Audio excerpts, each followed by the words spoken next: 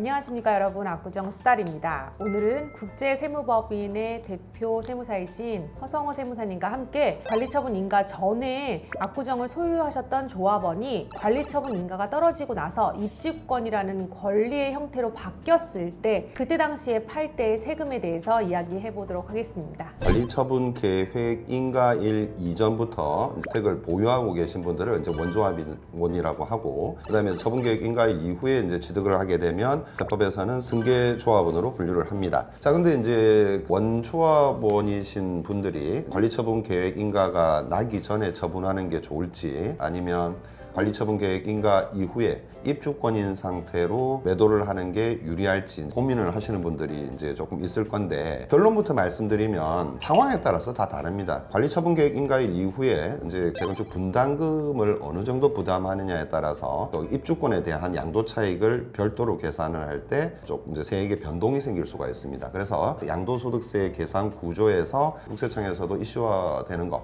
장기보유 특별공제입니다. 거기에 계속 거주하고 보유하셨으면은 장기보유 특별공제 그대로 적용받는 게 문제가 없겠죠. 자, 문제는 이제 관리처분 계획 인가일 이후에는 입주권으로 이미 바뀐 상태이기 때문에 우리가 세법에서 장기보유 특별공제는 토지와 건물에 한해서 적용을 한단 말이죠. 관리처분 계획 인가일 전까지의 주택인 상태에서만 장기보유 특별공제가 계산이 되어지고, 그 이후에 입주권 상태에서는 장기보유 특별공제 계산이 안 됩니다. 이제 과거에 그 신고하신 분들 실수 사례는 뭐냐면, 아직 주택이 멸실이 안 된 상태인데 어찌됐든 관리처분 계획 인가가 났으니까 입주권이라는 이제 권리를 가지고 있는 거죠. 예전에 주택을 취득했을 때부터 입주권으로 매각할 때까지 이 기간을 합쳐가지고 장기보유 특별공제를 받고 신고를 하니까 과세관청에서, 세무서에서는 전산 검증을 하다 보면 관리처분 계획 인가가 이미 난 상태에서 팔았는데 그 이후에 입주권 양도 차익에까지 장기보유 특별공제를 해가지고 추징을 당하는 사례들이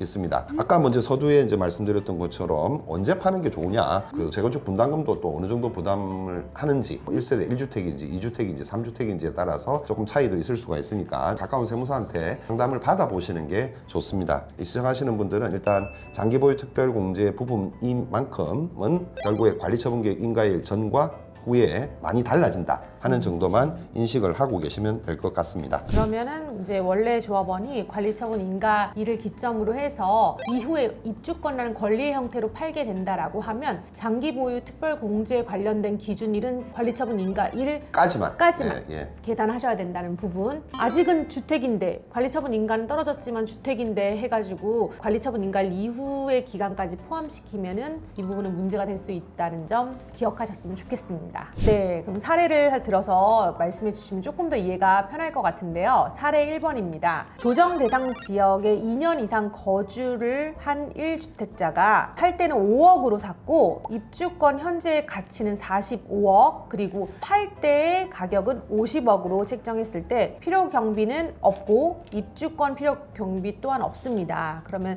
취득일자가 2001년도 1월 1일이고 매도하는 날짜가 25년도 12월 31일, 거주한 기간은 20년이라는 기준 하에 관리처분 인가일은 25년 6월 30일 기준으로 했을 때 양도세는 어느 정도 나올까요? 자, 여기서 이제 지금 입주권 가치라고 이제 이야기를 했는데 결국에는 이제 권리평가액이 되겠죠. 관리처분 계획 인가일 당시에 권리평가액이 되는데, 예를 든 것은 관리처분 계획 인가가 25년 6월 30일, 실제 양도는 25년 12월 31일 날 이제 양도를 했다는 얘기인데, 결국에 그러면 이제 관리처분 계획 인가일 이후에 입주권인 상태로 매도를 한 게 됩니다. 필요경비가 지금 없는 걸로 되어 있고, 그다음 입주권에 대한 필요경비도 없는 걸로 되어 있는데, 이제 입주권에 대한 필요경비가 이제 추가로 발생할 수가 있겠죠. 뭐 분담금이라든지 뭐 이런 부분들이 발생할 수도 있고. 자, 이제 기본적으로 이게 지금 조정 대상 지역이기는 하지만 1주택자를 기준으로 했습니다.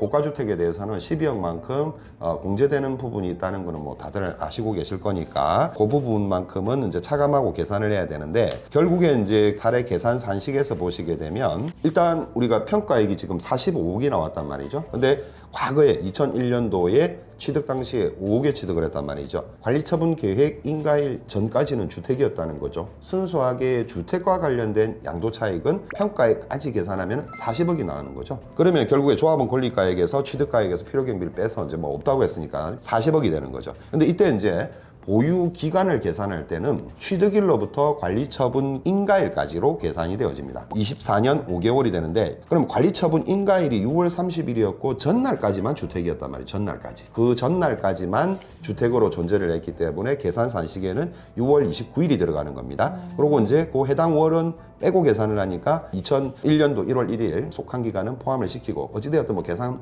과정은 24년 5개월입니다. 보유기간은. 자, 취득일로부터 관리처분계획 인가일까지의 보유기간을 잡고 따로 쪼개서 계산을 해야 된다는 거죠. 그러니까 우리가 관리처분계획 인가일 이전까지의 주택으로부터 얻은 양도차익, 관리처분 인가일 이후로부터 종전주택으로부터 받는 양도차익 계산하고 그 다음에 계산 구조상에서 관리처분계획 인가일 이후에 양도일까지의 입주권 양도 차익 얼마 나옵니까? 45억을 냈다는 거죠. 그리고 실제 양도가액은 50억이었다는 거죠. 입주권 양도 차익이 5억이 된다는 겁니다. 그래서 5억의 취득에서 우리가 입주권이 된 상태에서 50억에 팔게 되면 45억의 차이가 발생을 하는데 그 45억 중에 40억은 주택에 대한 양도 차익이고 5억은 입주권에 대한 양도 차익이라는 거죠. 장기 보유 특별 공제 같은 경우는 주택에 대해서만 적용하는 것이기 때문에 뭐 여기는 지금 관리처분계획 인가일로부터 양도일까지 6개월밖에 안 되지만 관리처분계획 인가일 이후에 상승한 부분은 입주권 양도차익에 해당하기 때문에 장기보유 특별공제 적용이 안 됩니다. 자, 이럴 경우에 있어서는 양도차익이 두 가지로 구분되어진다고 했죠. 12억을 차감해서 순수하게 과세가 될 수 있는 부분, 과세 대상 주택에 대한 양도차익과 과세 대상 입주권에 대한 양도차익을 이제 구분을 해야 된다는 거죠. 그래서 과세 대상 주택에 대한 부분이 30억 4천이 나오고 과세 대상 입주권 양도차익이 3억 8천이 나옵니다. 그래서 장기보유 특별공제는 여기서는 뭐 지금 1주택 보유기간이 24년 5개월이니까 24년이 될 거고 거주기간은 20년이라고 했으니까 공제율은 보유기간, 거주기간 다 양쪽으로 40, 40에서 80%가 됩니다. 오래 거주를 하셨고 오래 보유를 하셨기 때문에 장기보유 특별공제 금액이 지금 24억 3천이나 된다는 거죠. 과표가 9억 8천5백 정도 나옵니다. 그러면은 양도소득세하고 지방소득세 이렇게 합산을 하면 4억 1,500이 나온다는 얘기입니다. 관리처분 계획 인가가 난 이후에 한 6개월 있다가 양도를 했을 때 뭐 양도 차익이 더 발생을 하게 되면은 양도소득세가 더 나올 수 있겠죠.